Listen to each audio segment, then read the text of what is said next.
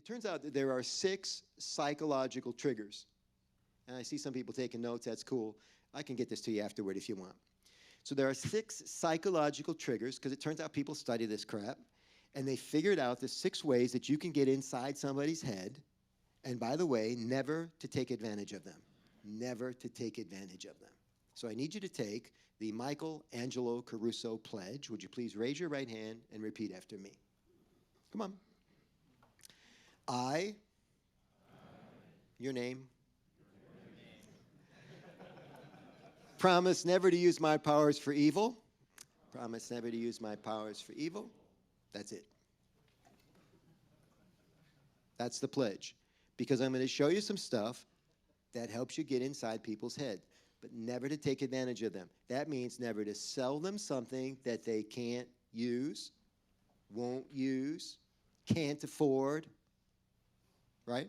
Ethics. Okay. So here are the 6 things, and we'll talk about all of them and break them down. The first one is reciprocity. The second one is commitment and consistency. The third one is something called liking. I'll explain. The fourth is something called authority. The fifth one is called social proof. And the 6th is scarcity. So let's break them down. The first one is called reciprocity. Does anybody know what reciprocity means? Anybody can put it into a few words? To reciprocate. So if someone lets you borrow a pen, you can let them have a cookie from your lunchbox. I feel like Michael Cohen in front of Congress. I can't see who's talking to me. Do you see the? No, that's okay. It's not your fault. Did you see the video though? Terrible situation to be in. Again, politics aside, he's getting. He getting grilled by this person, and then the next one starts, and the next one starts, and he can't even, it's like a shooting gallery. He can't even tell where it's coming from. Thank you, sir. Could you say it again a little bit louder? I think you're onto it. Yeah, so if, like, if you need to borrow a pen from someone, you can reciprocate and give them something of yours when they're in need. So if they didn't have something for lunch, you can see that and reciprocate. That's exactly right. So it's one hand, there's a lot of metaphors for this. One, I wash your back, you wash mine. Which is very inappropriate now. We would never, ever do that with another person. It's politically incorrect to wash my back. Tide goes in, tide comes out, pendulum swings this way, pendulum swings this way. There's a lot of metaphors for this. Back in the day at the airport, because I travel a lot, I used to see Moonies at the airport. Remember Moonies? They're in the movie Airplane, if you remember the movie Airplane, where the gowns, and they would stand outside the airport, and their job was to collect money from you and ideally recruit you to their organization. It's a cult. And to do this, to get the conversation started, they would pick wildflowers from the side of the sidewalk, like dandelions, and they would walk next to you and hold out the flower, because they're going to give you a flower from the weed patch. What's the flower from the weed patch worth? Nothing. What do you give them? Whatever's in your pocket. You start looking for change. It's called the law of reciprocity, that if someone does something for you, you are feeling obligated to do something for them. It's almost as strong as gravitational pull, ladies and gentlemen. This idea of doing a favor for someone. And what's interesting to me about people, you know, a lot of people have enemies. They don't know how to convert the enemies, because the last thing you want to do for an enemy is a favor. But you do something nice for somebody you don't like, you turn the relationship around. But most of us don't have the patience for that. We don't believe in it. But it's exactly how it works. It's called the law of reciprocity. So that's the first psychological trigger. I can get inside your head, total stranger, by doing something nice for you. Do you ever go inside a building with double doors, 2 sets of doors, and you open the door for the guy that's going to come through the first door? What does he do for you? He opens the second. Unless they're a jerk, and then they go in the first one by themselves, so they get in line ahead of you. But for the most part, people will do that. Okay, so the first one's reciprocity. Second one is this idea that we call commitment or consistency. And you guys do this very, very well at Sweetwater. of the 6 psychological triggers, I think you're the best at this one because you measure it. Commitment and consistency. We come to work every day. We got a routine that we do. We're going to measure the routine. We're going to give you feedback on it. We're going to give you reinforcement. Well done. The third one is called liking. You actually have to like the person for the psychological trigger to be attractive. I call this being psychologically attractive, right? If I'm psychologically attractive, you move closer to me psychically because you like something about me. My style, my humor, my tone. We do this with speakers all the time, musicians, music. Like, I'm not a Lady Gaga fan, but I like the movie, right? So I'm watching the movie, and I've got this thing called cognitive dissonance. Hate Gaga, like the movie. And this is how psychology works, right? And eventually, by the end of the movie, guess what? I like Gaga better than I used to. This is how it worked. So liking is important. Number 4 is authority, but not the kind of authority you're thinking of. Not, the whip authority. Authority is like, I know what I'm talking about. And because I know what I'm talking about, or because I seem like I'm smarter than you, you gravitate toward me. You find me psychologically attractive, if that's true. By the way, I know I'm not for everybody, but I am for a lot of people. And you are in Sweetwater's just perfect for a lot of people. So I'm going to give you a quick technique to establish authority and have people move psychologically closer to you. You're going to laugh when I tell you the trick. It absolutely works. Ready? Here's the trick. When you're on the phone with people and you want them to know that you're smart, right?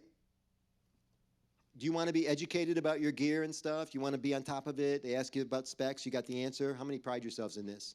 Raise your hand if you do. Raise your hand if you don't. Everybody wants to be smart. The idea is to impress this guy or gal so that they buy something from you. You've got product knowledge. You've got service knowledge. And so if you want somebody to think that you're smart, use a word they don't know. One word. I don't know how long your average call is, 15 minutes, 10 minutes. But slip in a word that they don't know. And they will automatically think that you're smarter than they are. And everybody wants to do business with people who are smarter than they are. Want some words? Erudite means smart. Loquacious, talkative. Like I said, 500,000 words to choose from. Now don't get prickly about this, right? There's $1 million words, $1,000 words, $100 words, right? You just need to be one notch higher than how most people talk. And they go, this guy's got it together. This guy's got a better vocabulary than I have. They make that jump. Because you've got a better vocabulary, you must know more about gear. It makes no sense at all, but psychology doesn't make sense a lot of the time. It just works. So try it. What do you got to lose? By the way, I'm old enough to remember a bunch of phrases that we don't use anymore. Words like, let's see if you remember them. I'll start them, you finish them. Hey, we could kill 2 birds. What? We're going to kill birds with rocks? It's like a saying that, like the younger kids don't say this stuff anymore. How about this one? There's more than one way to... You're going to skin a cat? What's that look like?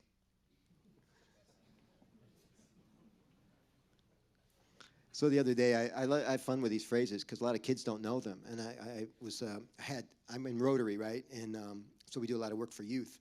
And I was just jazzing with a kid. And I said to him, because the phrase is, you look like $1 million. You know the phrase? You look like $1 million. And I said to the kid, he's like 16, you look like $100. And he goes, thanks. I didn't say anything. I didn't even tell him, It's all right. The first one's reciprocity. Second one's commitment and consistency. The third psychological trigger is liking. The fourth one is authority. You're a little smarter than them. And that's good news for them.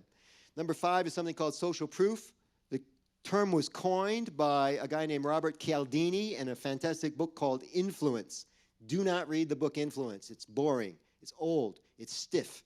Read his newer book, and the spelling is Cialdini, Cialdini, and the newer book is called, anybody? I'm blanking on it right now. But Robert Cialdini is the book. Read his newest book, and it's an updated version of Influence. If you just look up Influence on Amazon, the other book will come up.